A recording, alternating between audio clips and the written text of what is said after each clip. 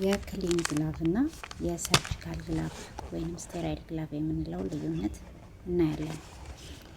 ክሊን ግላቭ የምንለው እንደዚህ ታሽጎ የሚመጣ ነው። በውስጡ 50 ፍሬ ወይም 100 ፍሬ እንዳያችሁት ውስጡ ይሄ ይዛል። ክሊን ፕሮሲጀሮችን ስንሰራ የምንጠቀምበት ነው ማለት ነው። ክሊን ግላቭ መልበስ ምንም ችግር የለውም። ጣቶቻችንን በትክክል አውራ ጣት በአውራ ጣት፣ ትንሿ ጣት በትንሿ ጣት በትክክል ማስገባት ብቻ ነው የሚጠበቅብን እንጂ ስቴሪሊቲ ቴክኒክ መጠበቅ እዚህ ጋር አያስፈልግም። በትክክል ብቻ ሳይዛችንን አይተን ማስገባት፣ እንዳይቀደድብን ጥንቃቄ አድርገን ማጥለቅ ብቻ ነው ከኛ የሚጠበቀው። ክሊን ፕሮሲጀሮችን ስለምንሰራበት ስቴሪሊቲ ቴክኒክ በዚህ ጊዜ አያስፈልግም ማለት ነው። ሳይዛችንን ብቻ አውቀን እናስገባለን። ከተጠቀምን በኋላ ግን ስናወልቀው ጥንቃቄ ያስፈልጋል።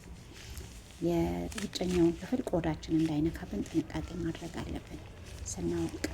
በዛኛው እጃችን ደግሞ ከውስጠኛው ያለውን ነክተን የምናስወግደው ማለት ነው እንጂ የውጨኛውን ክፍል በምንም ተአምር በቆዳችን አንነካም።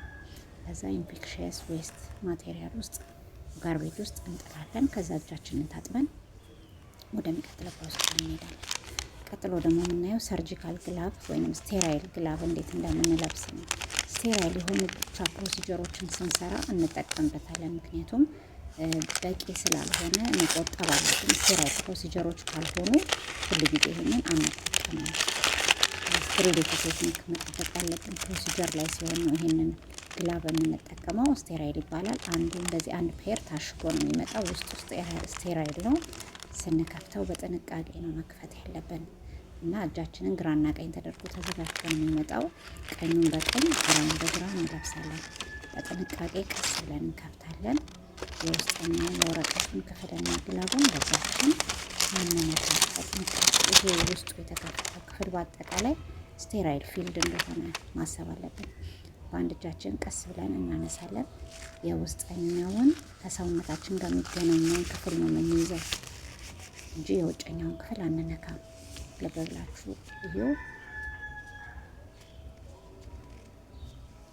ከቆዳችን ጋር የሚገናኘው ብቻ ነው አይነት። በዚህኛው እጄ ግን ስቴራይል ስለሆነ ኦልሬዲ ብድግ አድርጌ መልበስ እንድችል አድርጌ አቅጣጫውን አስተካክዬ ለዛኛው እጄ ያቀጥላለሁ። ለኛው እጄ በትክክል ይለብሳል። ከዛ የውጨኛው ክፍሉ ሙሉ ለሙሉ ስቴራይል ነው። አሁን ስቴራይል የሆነው ፕሮሲጀር እሰራለሁ። ስቴራይል ማለት ፍሪ ፍሮም ማይክሮ ኦርጋኒዝም ማለት ነው። ስራዬን ከጨረስኩ በኋላ ሳወልቀው ግን እንደምታዩት የግላቡን የውጨኛውን ክፍል በቆዳዬ አልነካም።